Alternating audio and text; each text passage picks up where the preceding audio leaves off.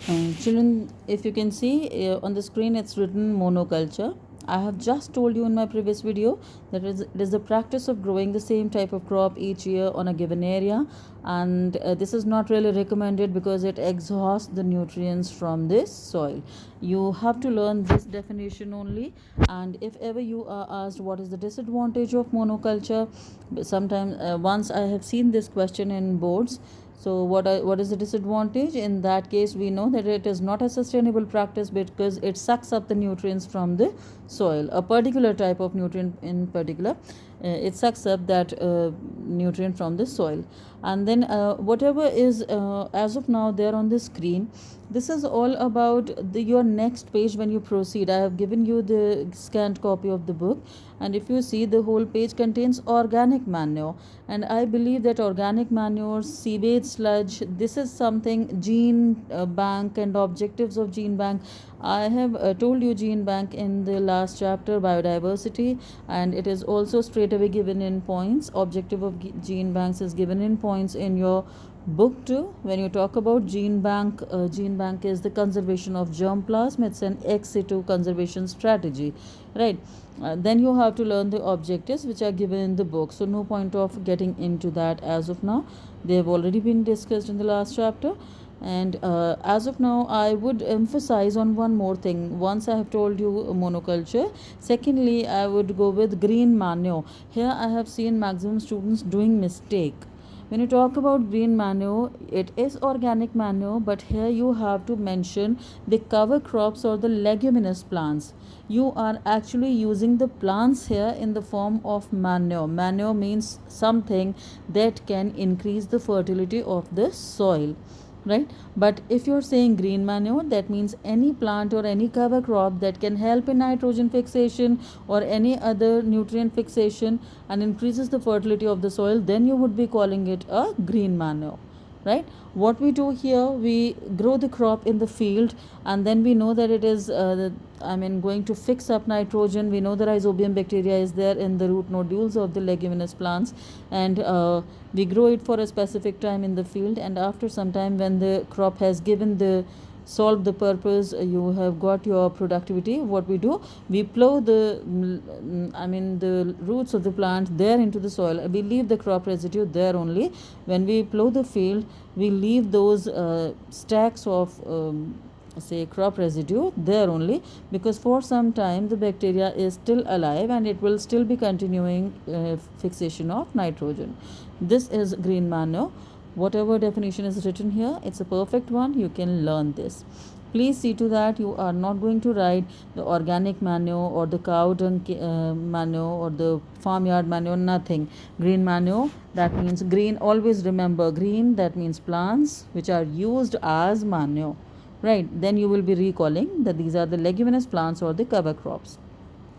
I've written the examples here: sweet clover, alfalfa, berseem, and pulses. Any pulse you can mention. You can mention pea, you can mention groundnut as well. So any pulse can be mentioned here. Any legume can be mentioned. Advantages. So here the first advantage is nitrogen fixation. Second one is reduces alkalinity. Must understand that these crops, we are talking about the cover crops or the leguminous plants. These crops are basically acidifier, right? They reduce the alkalinity of the soil. Another thing is returns the nutrients back to the soil after decomposition. So when you leave the crop residue there only, it will decompose and returns the nutrients back. Then improves the soil structure and water infiltration. Since you are not using any chemical, you are using the natural things for improving the fertility, so soil structure is maintained. And water infiltration, more the plants, always remember this, more the plants are grown on the field, more they will be allowing more the water infiltration will be allowed. Why? Because the roots of the plant, they do not allow the soil to remain very sticky. It always creates some pores in between, and more are the pores, more the water will go in, right? Then it controls the weeds, because green manures, they are having this potential that they do not allow any weeds to grow side by. And the last one is pest attack, and they resolve the problem of erosion too, because they are the plants, wherever they are planted they'll be solving out erosion.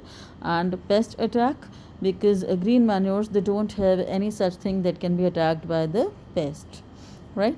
So understand this, that green manure, you always have a question, what do you mean by green manure, give example, what are the two advantages of green manure, write a short note on green manure, and maximum time it's accompanied with the mistake. So I believe that now this is pretty much clear. Please go through the videos as many times as you can, but get your concepts clear.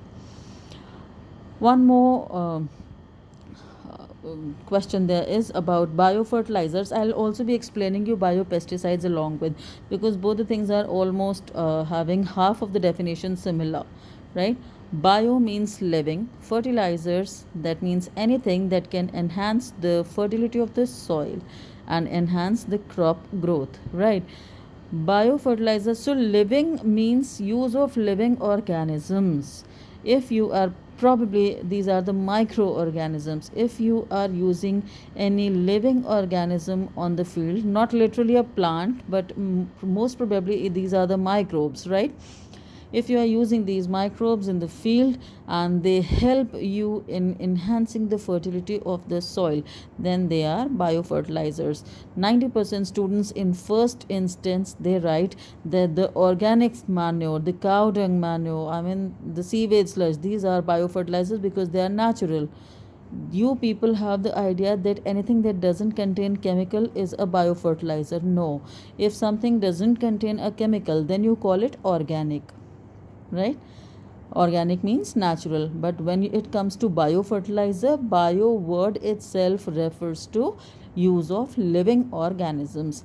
And I have given you so many examples here. You can write any of them. Rhizobium, Azospirillum, Azotobacter, these are the bacteria. Blue-green algae is a photosynthetic bacteria. Lichens is a combination of algae and fungi.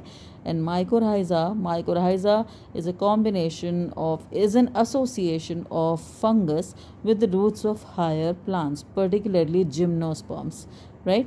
So all these are biofertilizers. Please see to this that you write a proper definition. And when you compare this to biopesticides, so since the word bio is coming again, but pesticide means anything that controls the pest attack or controls the pest population.